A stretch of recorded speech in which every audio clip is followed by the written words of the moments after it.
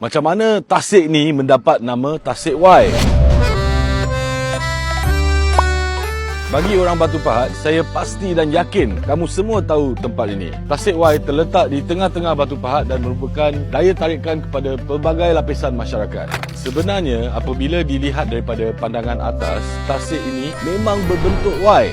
Ia melambangkan jalan kehidupan, pilihan, peluang dan arah yang kita ambil dalam hidup. Tempat inilah merupakan salah satu tempat di mana masa saya zaman kanak-kanak, saya memang menantikan untuk datang ke tempat ni. Kerana tempat ni memang merupakan sebuah tempat yang sangat cantik. Ada dinosaur apa semua yang sampai sekarang masih ada lagi. And masa tu kita zaman kanak-kanak, kita datang, segala masalah dan cabaran hidup sebagai kanak-kanak saya lupakan, datang sini main, jumpa kawan-kawan semua. Dan apabila saya meningkat ke alam remaja, inilah tempat atau destinasi training saya di mana setiap petang saya akan datang berjogging at least 8-10 round di sini.